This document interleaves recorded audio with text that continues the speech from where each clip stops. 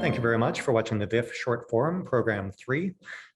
My name is Curtis Woloschuk, and this is the 40th edition of the Vancouver International Film Festival.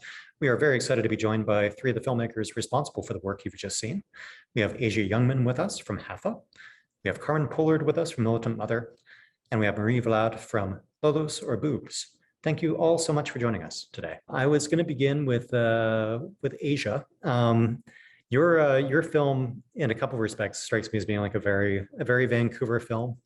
I think it has the surface level adherence or pursuit of wellness, and yet there's this kind of underlying tension and anxiety that I feel that I see a lot on the streets under this like manicured surface of people trying to be their best selves or push themselves towards excellence. And that's my read of it. I'm not saying that was your inspiration for it, but that being said, I was curious to know maybe a couple of the factors that played into Hatha taking shape for you. Yeah, for sure. This film was really inspired by some of my own experiences, just having to deal with sexism and what we as women have to deal with in society. And I also wanted to explore not just that subject matter, but also like female anger, but through a comedy lens, and specifically in such a contrasted setting like a yoga studio. And like you said, like Vancouver is known for this very like wellness kind of culture. And so I thought it'd be really fun to kind of play upon that a bit in this film. But I think a big message about it too is that I really wanted to showcase the power of women coming together to combat these encounters, as well as kind of playing on this comedic tone of what it's like to deal with these sort of things in our everyday lives. The film is obviously contingent upon the two key players in it, and VIFF audiences may very well be familiar with Grace Dove from Monkey Beach, which opened the festival last year. And then Anisha Bailey as well, who plays against her. Maybe you can just walk us through the casting of your two leads and how you knew that these could be the two that you'd really initially set against each other, but then would find their common ground as well. So what's actually really interesting is that we had initially casted two other leads for the film, but because of COVID, they weren't comfortable flying because they both are living in Toronto currently. So we had to recast, and we sort of really lucked out with getting Grace and Anisha on board, and also Mayumi, because she's just so hilarious and was really playing on a lot of improv during the takes. And like a lot of the crew were just like trying to hold back laughter throughout every take because she was just having so much fun with the role. And she just brought so much, light to that character into the film. So we really lucked out to have such an amazing cast. I think it's great too, just having that collaboration and leading to other opportunities to work with the three of them, and building a really great friendship as well, particularly with Anisha. So it's been great to be a part of that with them, and I think it kind of worked out the way that it was meant to. Carmen, over the last couple of years, at the very least, you've been kind of crafting some of these portraits of Vancouverites or Vancouver, and I was curious to know what kind of brought you to the story of Carolyn Jerome and the Militant Mothers, because I think this is really like an unknown Vancouver story in a lot of respects. People know the overpass probably, but the actual story behind it. I was just out for dinner the other night, and someone who was there was like, "Oh yeah, I took that overpass. What's the deal with that?" I'm like, "I can tell you what the deal with that is. In fact, thank you." So I thank you for that, for giving me some dinner conversation. Yeah, thank you. Yeah, it's interesting because I've been using that footbridge for probably 20 years. I'm an East Vancouver resident and a commuter cyclist, and I often use it to bypass, trains as they intersect, and especially, well, they run frequently even today through East Vancouver. And so it was at one point, quite recently, I noticed a plaque and a mosaic at the entrance to the bridge, and became quite curious about the history. So I looked into the story and found this extraordinary story about the Militant Mothers of Raymore from precisely 50 years ago. And just got really excited when I found all the archives and found Carolyn, and she's such an interesting character, and still such a activist today.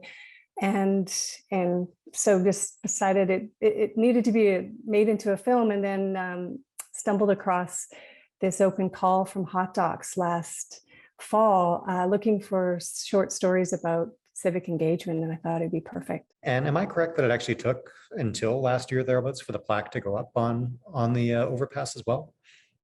It was there in 2020, I believe. That's when I noticed it. Yeah, yeah.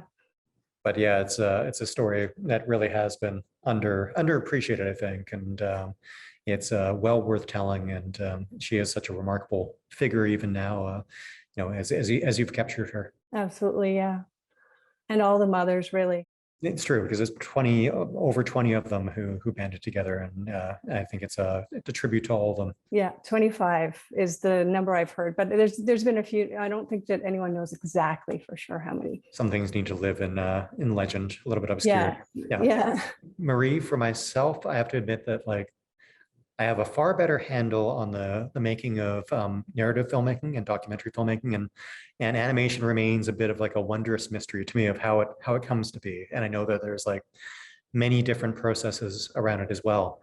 And curious maybe just to hear a bit more about yours, when constructing or conceiving of a film like this and making it. Does it begin with you exploring different images and creating the story in line with that? Or is it a matter of really having the story in place and then understanding the imagery that will give it life? I think for an animation, you almost always need to both start with the story and the technique, because they're so linked. The technique can say things in itself. So for me, I chose rotoscopy, which is a technique where you actually shoot everything in live action, and then you just trace over your frames and interpret them with a drawing. So that's really what I chose to use, because I needed something that was close to reality, because I'm portraying a woman with her breasts and how difficult it is to live with her breasts. So I needed something that was anchored in reality, but as well that could go into some imagination, and to portray nudity in a way that wouldn't be too raw. So that's what animation can do. Yeah. I'm curious to know how, I don't know if did you interview many people to kind of to create a composite story that your film shares, or is it really just told from your standpoint as the storyteller? It's mainly based on my own anxieties of how to live with my breast, but I did interview some other people, and just making the film, I was interested of knowing how everybody dealt with them, because it's a bit taboo. I even saw someone that had a mastectomy. She showed me her scar. It was really touching for me to go through that process of knowing how it is to lose a breast and to go through surgery. I don't think it's something we talk about much.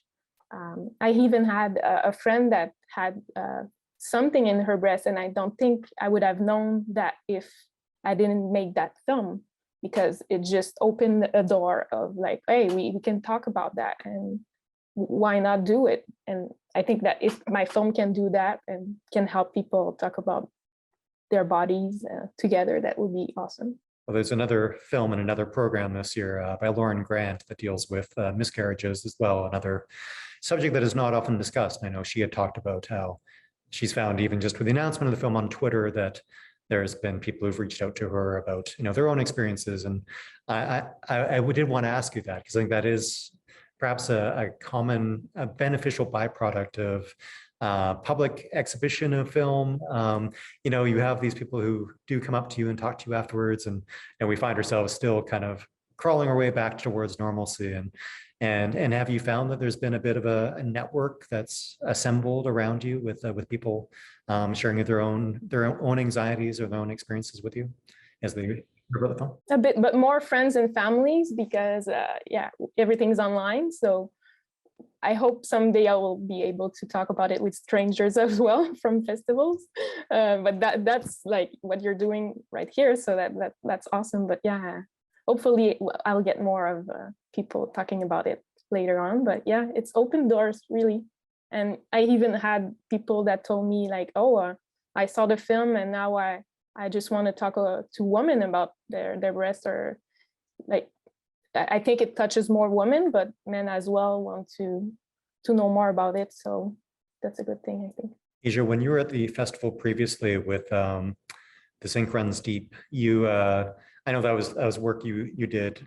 Director for hire is probably not the right word for it, but it wasn't a project of your own creative division, and you were quite eager to tell stories of your own, and this being one of the first. And I'm wondering, as you develop your voice as a storyteller, as a filmmaker, what are kind of some of the key things you find you're driving yourself? Are they kind of embedded into Hatha? You talked about this power of the two female characters to stand up against these oppressive forces of sexism and other oppressive matters, or what really do you find is driving you as a filmmaker now as you strike out on projects of your own? That's a great question. I mean, it's always changing, I feel like, kind of as I'm just, growing up and just having different experiences in my life. I think at the time, because I think I wrote Hatha in 2019. So of course, it was based on a lot of previous experiences kind of combined into one story, but also I think something had happened like very recently prior to me writing it, where I was like, I have to write this film because like this is still happening, like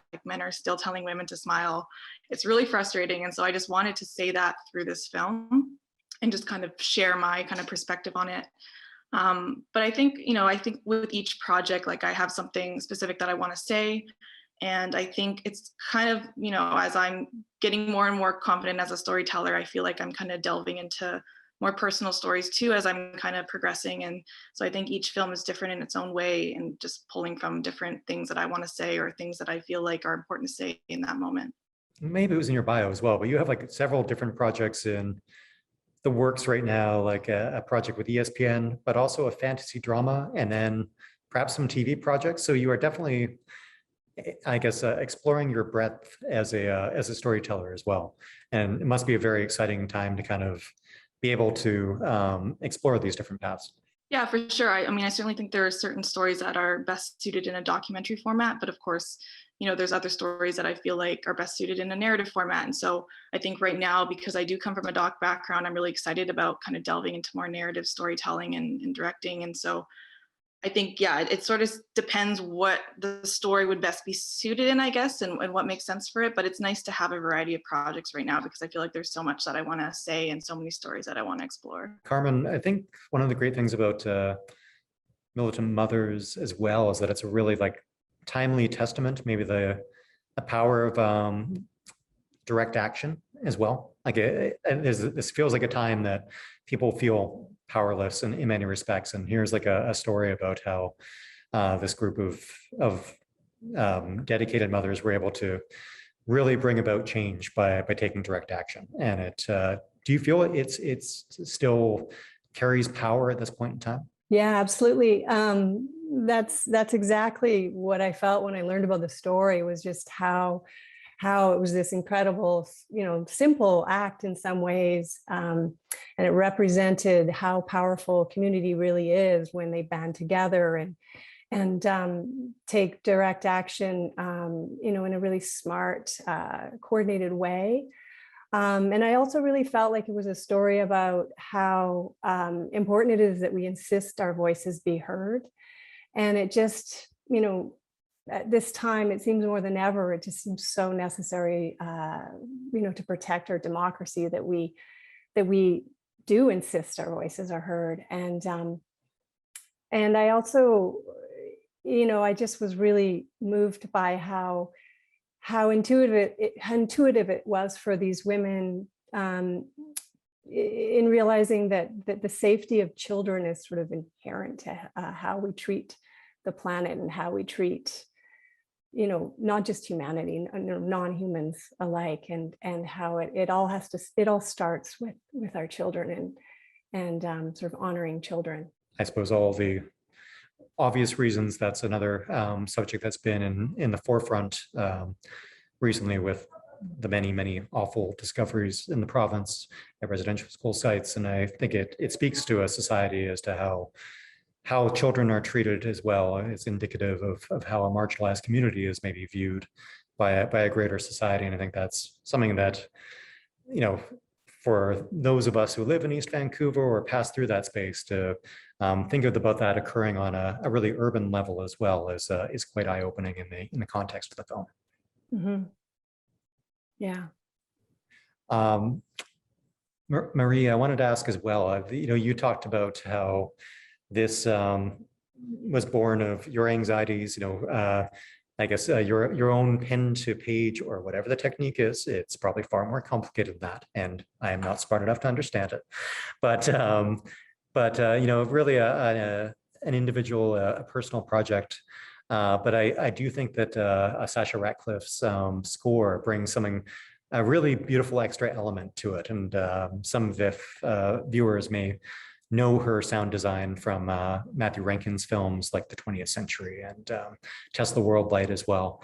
And she's like a really phenomenal musician and person who understands how sound informs narrative. And for myself, personally, just really curious to know about the conversations the two of you had about how you would kind of create this immersive world through both sound and vision. I'm a big fan, by the way, of Matthew Rankin's films. So yeah, it was a big inspiration. But mainly, we went to go for a beer and I just told her about the film. And I think the first draft that she did was already there, a few tweakings and it was done. I mean, she has such a nice touch of how to work with sound, and she does everything as well. She did the music, she can do Foley. We did Foley with someone else as well, and she did the voices of the characters.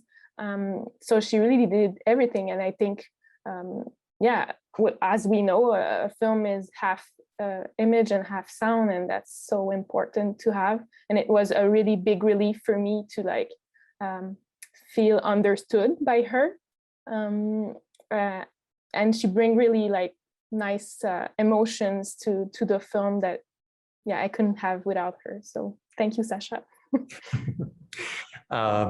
You had mentioned again how the film is born of your own anxieties, and now it is this very externalized piece that in a world made right would be seen on a screen with hundreds of people watching it, and wondering for yourself, is there an element of catharsis to having made the film and to have been able to express some of these underlying anxieties for yourself? I think I was searching for a way of self-therapy in a way, maybe, or just to feel a bit more or a bit less anxiety towards my body or towards being female in a way.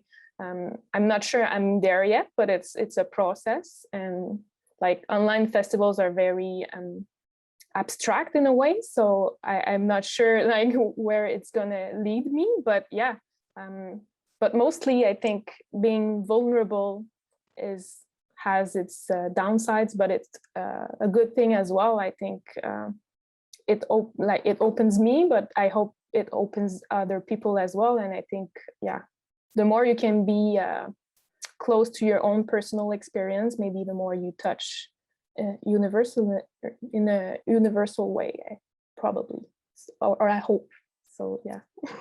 I believe there is great truth to that. I think it's a lovely sentiment to leave things on as well. So I thank all three of you for joining us for the conversation today. Thank you for making the work and sharing the work, and wish you all the best with it as it continues to find its way out into the world. Thank you. Thank you. Thank you you. for your days.